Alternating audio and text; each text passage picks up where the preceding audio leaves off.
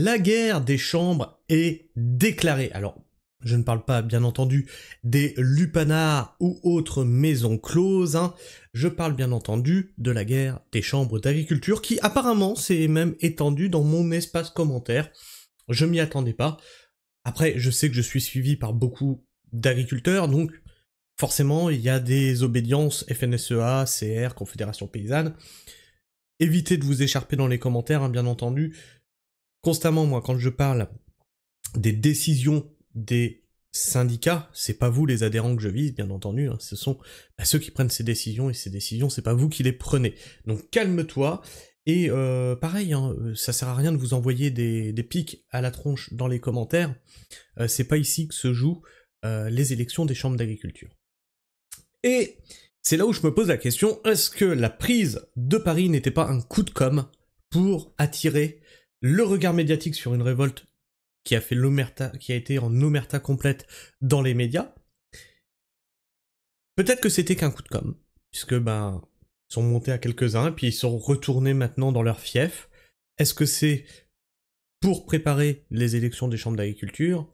Mais en tout cas, maintenant qu'il y a le regard médiatique sur les agriculteurs, tant qu'ils le tiennent, ils exposent certains problèmes. Mais j'ai comme l'impression que c'est aussi pour les attributions des chambres d'agriculture. J'espère que je me trompe.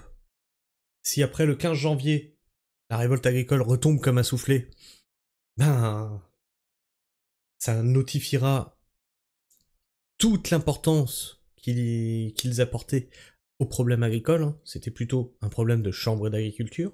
Si elle continue après, et bien là, on verra bien que c'est vraiment sincère. De toute façon, derrière, il y a le salon de l'agriculture, hein, en février, donc on verra bien ce qu'il va se passer. En tout cas, hier, c'était une journée un petit peu calme, hein. J'ai reçu aucun mail, il n'y avait rien dans mon fil Twitter qui parlait des prises de position agricoles. Aujourd'hui, c'est un peu différent, hein. On a bien des infos, mais des infos qui parlent bien des problèmes agricoles, mais tournées façon, c'est moi qui défends le mieux les agriculteurs, tu vois. L'agro-industriel Arnaud Rousseau vient en Dordogne aujourd'hui, nous dit la coordination rurale. Vient-il expliquer ces presque 200 000 euros de...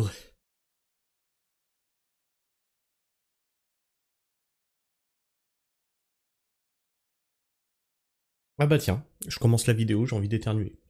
Vient-il expliquer ces presque 200 000 euros de rémunération de son groupe Avril? Juste pour le groupe Avril, hein, il a d'autres sources de revenus. Non, il est pas si pauvre que ça. Les importations de maïs OGM d'Amérique sur une flotte de navires chypriotes, les achats d'usines au Brésil, les 5000 agriculteurs de Dordogne, dont une partie est en grande difficulté, attendent des réponses. Mais Arnaud Rousseau, la dernière fois qu'il s'est déplacé en Dordogne tenue par la coordination rurale, donc il vient en Dordogne, il sait très bien comment que ça va se passer, il sait très bien que ça va être tendu. La dernière fois on lui a proposé un débat, il a fui le débat, il n'a pas voulu parler.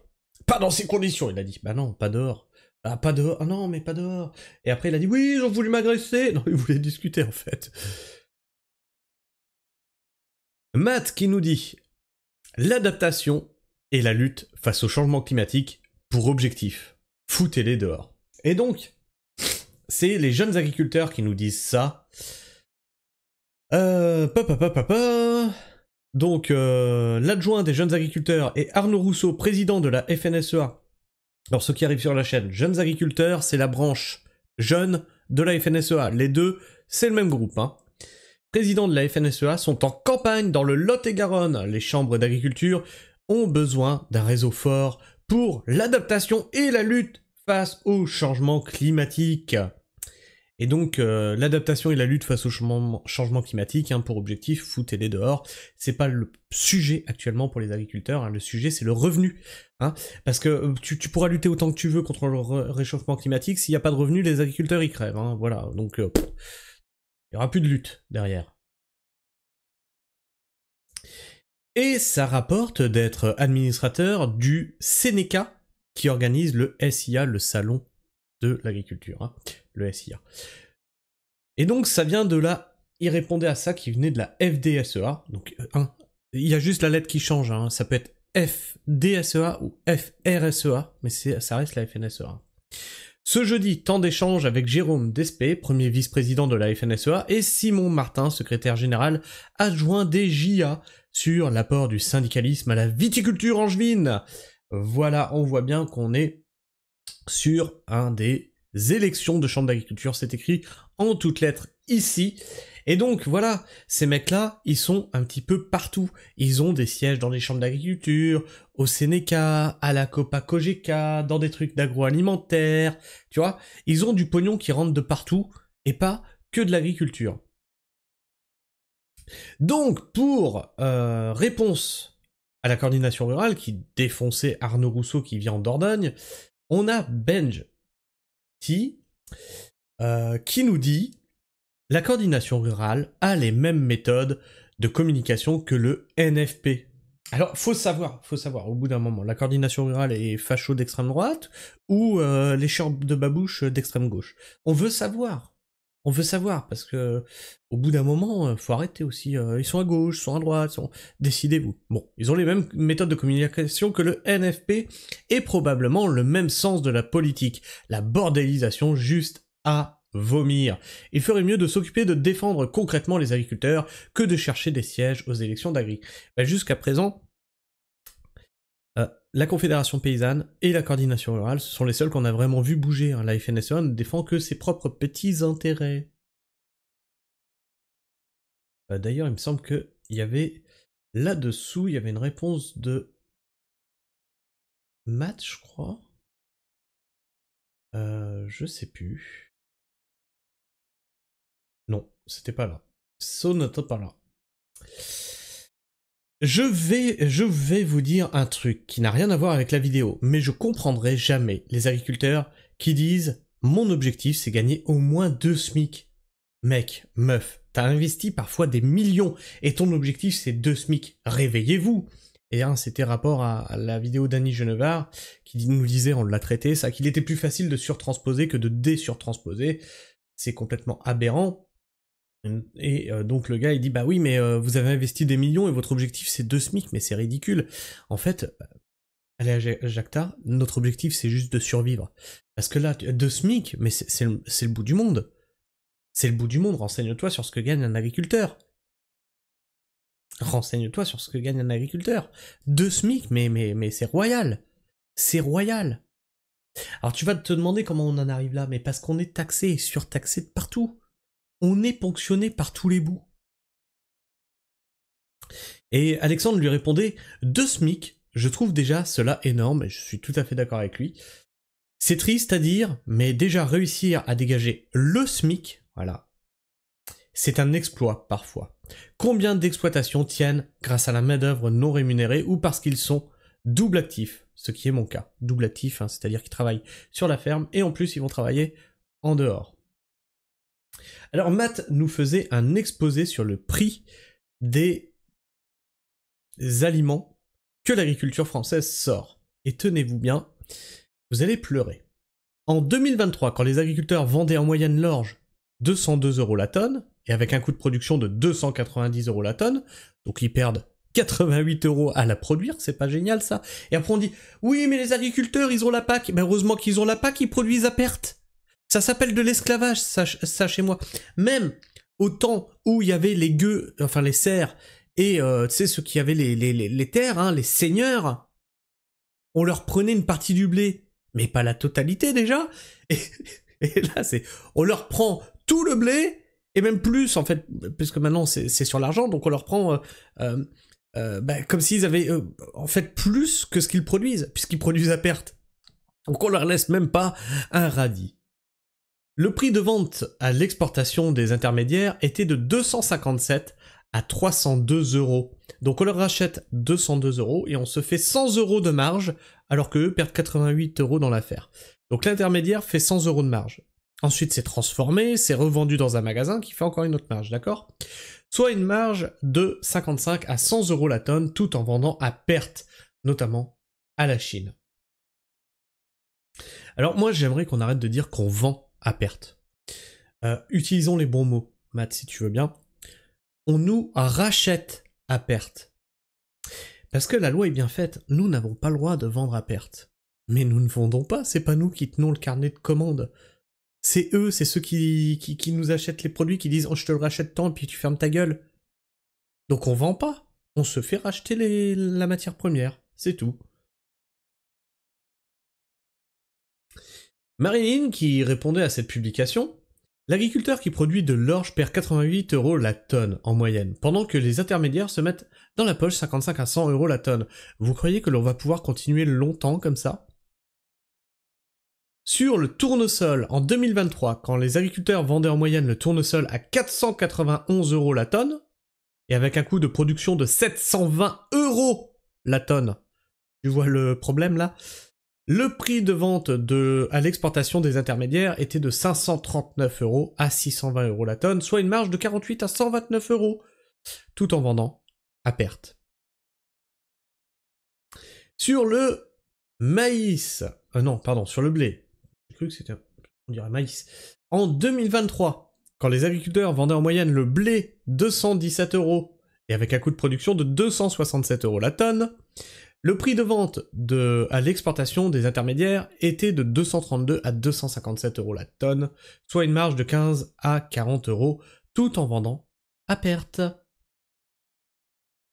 Donc vous voyez que, en fait, ce n'est pas rentable d'être agriculteur. Tu veux te lancer là-dedans, sache-le. Tu vas vendre des trucs à perte. Limite, mon modèle sur petite surface, c'est plus rentable. Alors, je te jure que tu fais pas fortune. Mais au moins, j'ai pas besoin de la PAC, et j'arrive à dégager un petit peu de bénéfices. D'ailleurs, si vous voulez, c'est sur Prime Video, je crois. Allez regarder La ferme de Clarkson. Vous allez voir.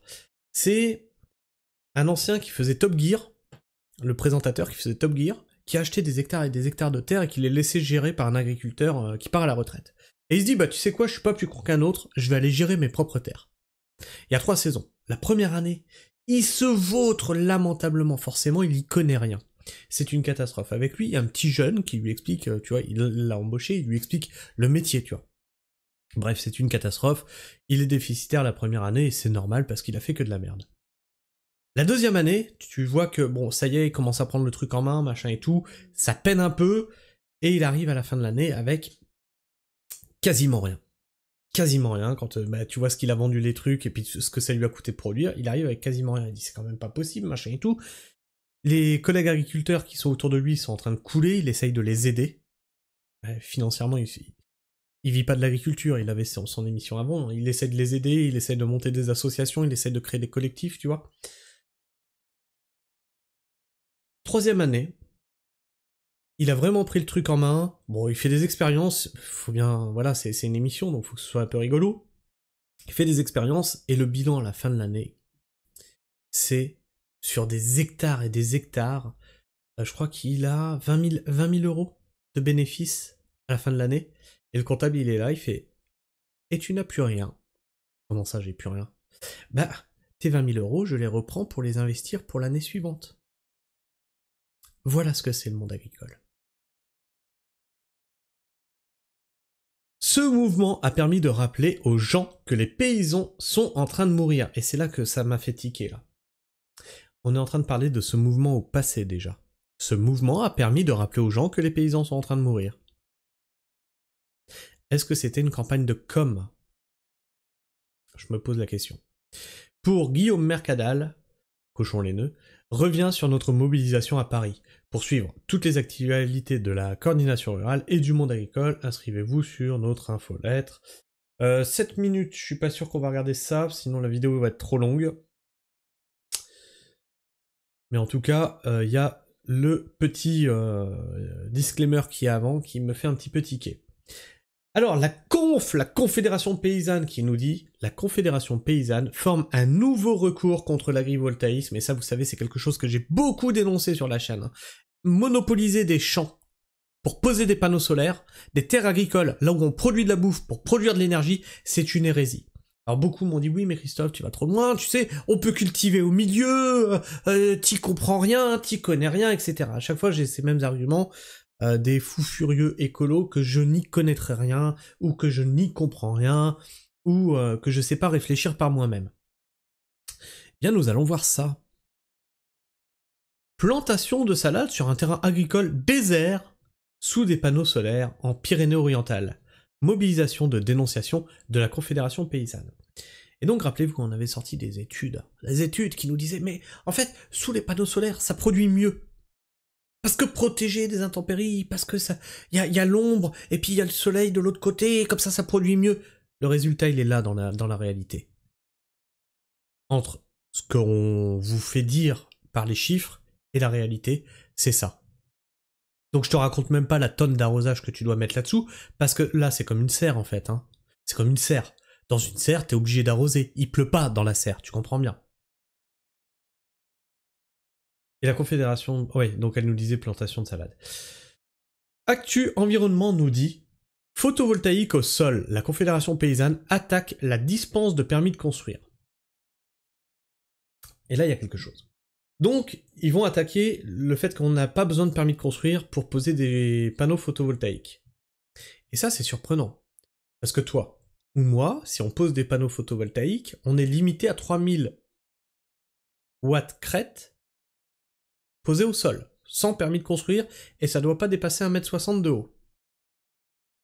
Tu le poses au sol, ça doit pas, tu les mets en pente comme tu veux, mais ça doit pas dépasser 1,60 m de haut, et ça doit pas dépasser la valeur de 3000 watts crête. Sinon, tu es obligé de demander, alors c'est pas un permis de construire, c'est une demande de travaux, et après un certain volume, c'est un permis de construire, justement. Et là, on t'en pose des hectares, et il n'y a pas de permis de construire, mais vous foutez de la gueule à qui? Après, moi, ce que je vous avais dit, plutôt que de les mettre là dans les champs, qu'on les mette au-dessus des étables, qu'on les mette au-dessus des serres, et je vous avais déjà dit, même sur les serres, on a des maraîchers qui ont arrêté de produire dans leurs serres, parce que bah, finalement, ils vivent très bien de la revente d'énergie, et là dans les commentaires, on m'avait dit « Oh, mais c'est impossible! Ils ont pas le droit, c'est dans le contrat !» Ah bon? Ah bon? Bah c'est bizarre, parce que la publication d'au-dessus, qu'est-ce que c'est? Action ce matin dans les Pyrénées-Orientales sur une serre photovoltaïque vide d'activité agricole en dessous, en présence de notre secrétaire nationale, Sylvie Collat. Voilà, ça vous va ça? À chaque fois j'ai les commentaires, mais t'y connais rien, tu comprends pas, mais non, c'est pas vrai, il y a des contrats. Voilà, la réalité elle est là. Annie Genevard qui dit Jean-Luc Petit Traîneau a su transmettre avec passion sa connaissance de nos terroirs, de nos savoir-faire culinaires, de nos produits de qualité. Une grande voix de la gastronomie française s'éteint. Mes pensées vont à ses proches. Annie, on va reprendre ton tweet. Donc, tu rends hommage à quelqu'un qui a su, avec passion, transmettre sa connaissance de nos terroirs. Les terroirs. Annie, le Mercosur, ça va faire quoi, nos terroirs? Tu peux nous le dire, ça, s'il te plaît? D'après toi, comment vont être nos agriculteurs avec le Mercosur? Ils vont être exempts, d'accord? De nos savoir-faire culinaires. Alors oui, la France a des savoir-faire culinaires basés sur une alimentation de qualité, une alimentation paysanne qu'on est en train de détruire. Parce que Annie Genevard ne fait qu'écouter les agro-industriels de la FNSEA. Et là, tu rends hommage, mais ça, c'est un crachat que t'es en train de faire à cet homme. C'est un crachat à la gueule. C'est pas un hommage. Tu peux pas rendre hommage à quelqu'un en faisant tout l'inverse de ce qu'il a inculqué aux gens. De nos produits de qualité, bon bah je te le redis, Mercosur. Une grande voix de la gastronomie française s'éteint, et voilà, et là, on y est, la gastronomie française qui va être détruite par des aliments de merde, des aliments transformés, tes usines à insectes de merde. Appel à la solidarité paysanne, rendez-vous le 10 février à 9 h devant le tribunal d'Evry pour soutenir nos collègues des paysans qui se lèvent tous les jours pour nourrir les Français, ne peuvent être condamnés pour avoir osé demander une juste reconnaissance de leur travail. Et donc, il fait partie des agriculteurs qui sont montés sur Paris, qui se sont fait interpeller. Donc je vous invite à écouter ça, on va s'écouter ça ensemble. Bonjour les amis, je ne parle jamais sur mes vidéos, mais aujourd'hui je le fais. Pour dénoncer la raison de ma garde à vue ce lundi, suite au passage des blindés. que l'État nous a envoyés pour nous parquer comme des bêtes. Car oui, je fais partie des 6 tracteurs qui sont passés, mais nous avons plus rien à manger, pas de quoi se laver et nous devions absolument rejoindre nos exploitations. Ceci dit, je fais surtout cette vidéo pour dénoncer la raison de ma garde à vue. On m'a menacé en me disant que j'avais foncé dans un gendarme. Heureusement, leur caméra embarquée prouve tout le contraire. Ceci dit, je fais quand même l'objet... Donc là, on a quand même un mensonge, si je me fie à ses paroles, c'est-à-dire qu'on lui reproche d'avoir foncé sur un gendarme, sauf que la gendarmerie filme tout, et que c'est pas ce qu'on voit sur les images. J'ai pas vu les images, je me fie à sa parole. Donc si c'est vrai, c'est très grave. Ça veut dire qu'on essaye de trouver tous les prétextes possibles pour punir les agriculteurs qui oseraient se révolter en non-conformité avec l'État, comme le fait la FNSEA quand c'est des révoltes, ce sont des révoltes contrôlées. Une ordonnance pénale au tribunal d'Evry le 10 février à 9 h.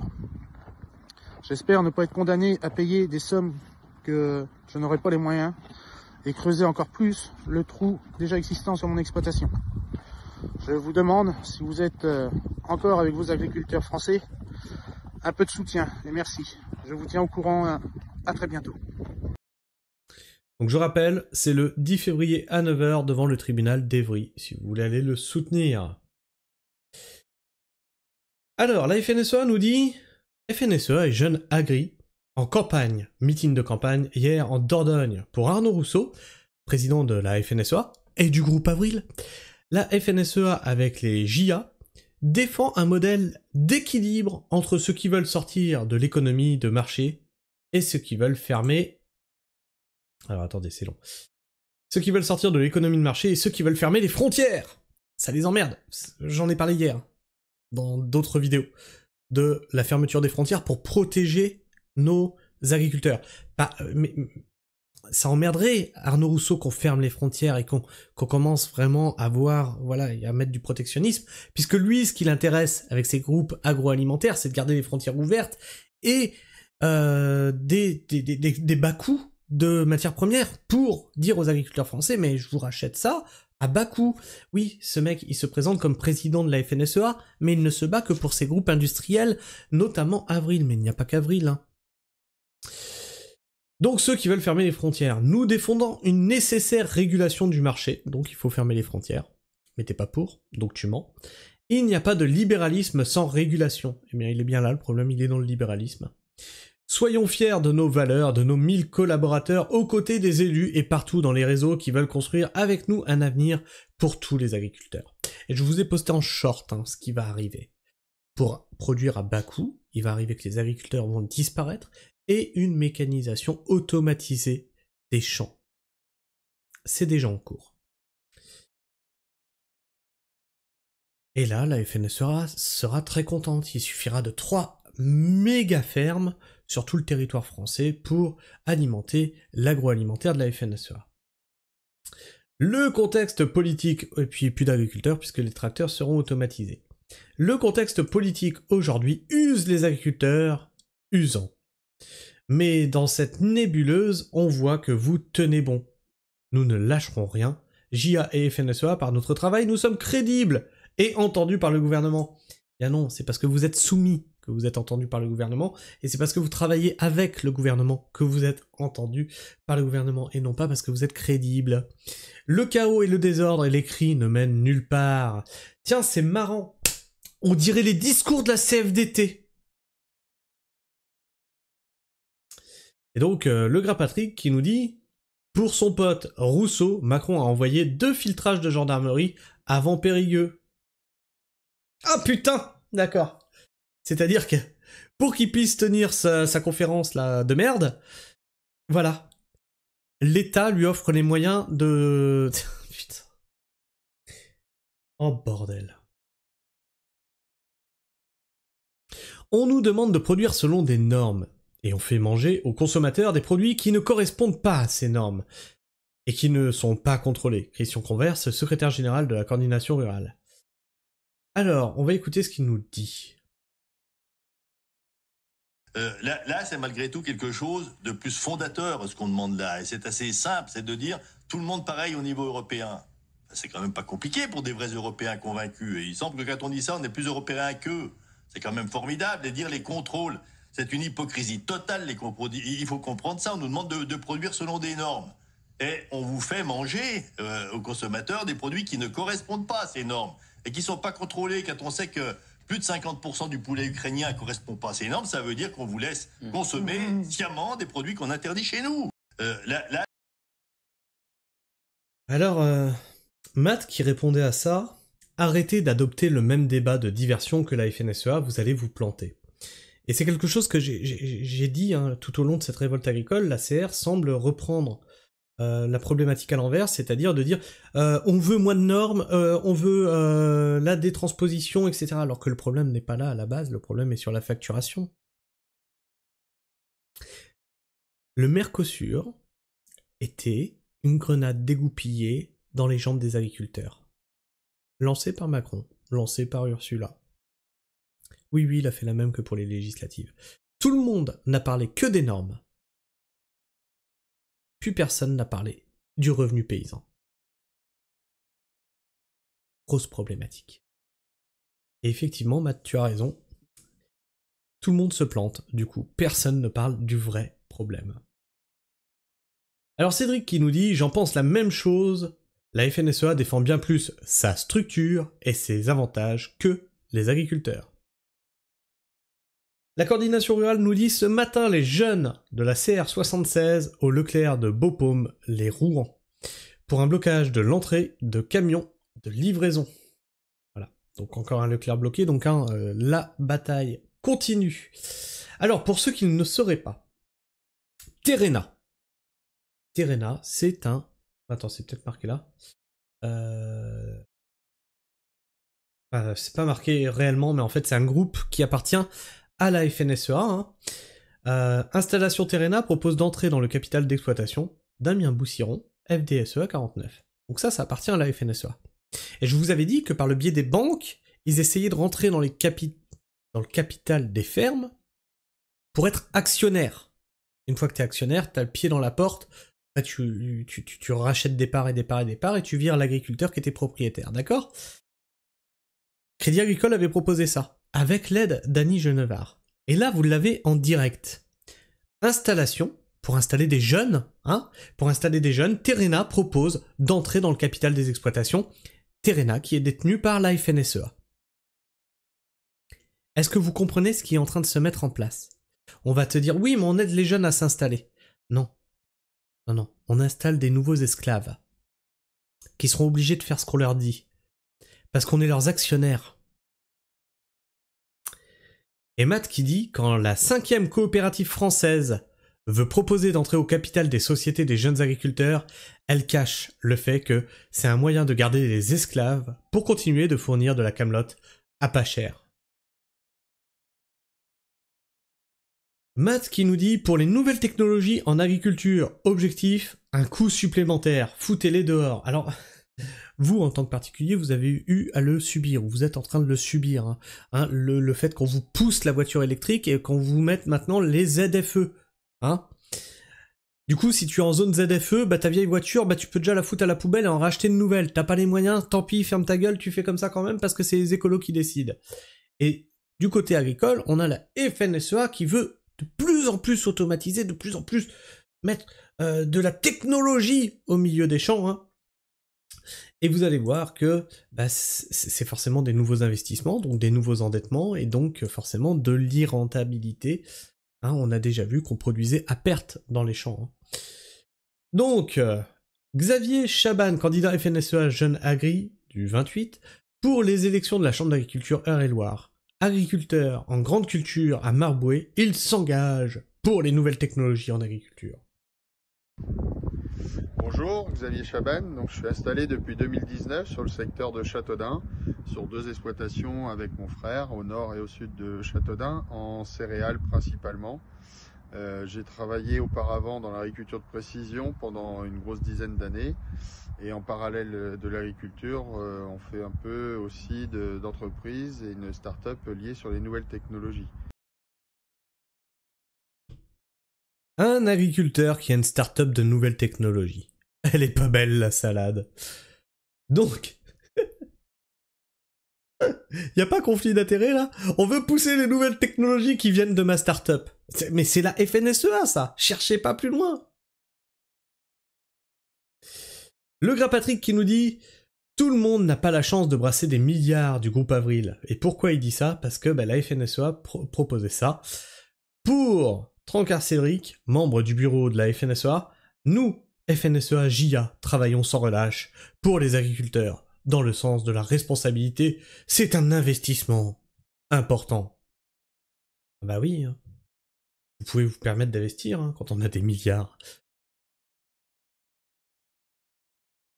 Alors la FNSEA nous disait, tac, pour Jonathan Janichon, président de la FDSEA 01, la meilleure communication, c'est vous, les adhérents. Et qu'est-ce qu'on a pour de vrai?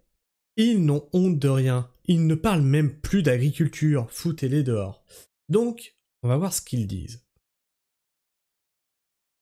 Vous êtes les porte-parole de l'agriculture de demain. Donc ça, c'était un jeune agriculteur qui disait ça. Ensuite, Bénézide Patrick, vice-président de la FNSEA, dit « Plus on montrera d'unité, plus les scores seront importants, plus on aura la capacité de suivre les directions souhaitées. » Voilà. Au moins c'est clair. Plus on montrera d'unité, voilà. Plus les scores seront importants, on parle des chambres d'agriculture là, et plus on aura la capacité de suivre la direction souhaitée, hein, c'est-à-dire plus de technologie, plus de soumission à l'État, plus de production peu chère et de mauvaise qualité, d'accord? Donc voilà, il ne parle même plus d'agriculture. Et ça, je vous avais dit quoi? Au niveau de la ministre de l'Agriculture, après la première révolte agricole, ils ont renommé ce ministère ministre de l'Agriculture et de la souveraineté alimentaire. Et au moment où ils ont fait ça, qu'est-ce que je vous ai dit?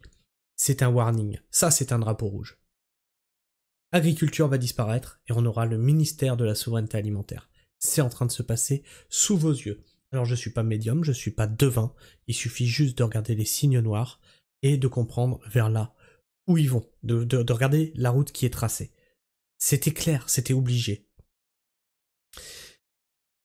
Parmi les nombreuses thématiques abordées, le photovoltaïque, rentabilité, prix du lait, attractivité de la profession, rappel des acquis syndicaux, gestion de l'eau, apiculture, rentabilité, importation, voilà, donc rentabilité, importation, exportation, prix, voilà. On parle même plus d'agriculture. On est dans de l'industriel. On est dans de l'industriel. Et on va se quitter là-dessus. Agnès Pannier-Runacher qui nous disait « L'absence de budget pour 2025 est un poison lent. Je ne rencontre pas un élu local qui ne soit pas furieux de cette situation. » Ah. Ah bah sans budget on peut rien faire. Ah merde. Oh, c'est surprenant ça. Il nous faut un budget rapidement pour permettre aux Français de vivre normalement, pour répondre à leurs interrogations et leurs besoins. Ah ouais. Et donc la réponse de Le Gras Patrick qui m'a fait éclater de rire. Bienvenue dans les conditions financières d'un agriculteur. Voilà. On n'a pas de moyens, on doit gérer les trucs avec des bouts de ficelle, hein, on essaie de tenir les exploitations à bout de bras. Et vous rendez compte que sans budget, vous ne pouvez rien faire. Ah, c'est justement ce qu'on essaye de vous dire. Mais vous n'écoutez pas. Annie Genevard, est-ce que tu peux rentrer en contact avec Agnès Pannier-Runacher? Elle va t'expliquer le problème de ne pas avoir de prix, donc de ne pas rentrer d'argent et donc de ne pas avoir de capitaux pour continuer sa ferme. Si, je t'assure. Juste, tu changes les élus locaux par les agriculteurs. Tu vas voir, c'est magique, tu vas vite comprendre. Enfin bref, je sais pas ce que vous pensez de tout ça, n'hésitez pas à me laisser votre avis, votre opinion dans l'espace commentaire. Et ne continuez pas votre guerre des chambres d'agriculture dans l'espace commentaire, c'est pas ici que les décisions seront prises de toute façon, moi je ne fais que relayer des infos. Si tu veux relayer des infos, tu as mon mail, permapragma, tout attaché, @gmail.com, et puis que tu sois de la FNSEA, de la CR, de la Confédération Paysanne, et que ce que tu me partages se prête à l'exercice d'une lecture en ligne, je suis dispo. Et si t'es encore là en fin de vidéo, tu hésites pas, tu peux t'abonner, vérifier que t'es toujours abonné, puisque YouTube en désabonne encore certains d'entre vous, et tu peux liker, le like c'est très important, déjà ça me fait plaisir, et en plus ça aide au référencement, et puis ça te coûte rien, et tu peux clocher. Sur ce, moi je vous fais la bise, prenez soin du sol, et restez pragmatique. Ciao.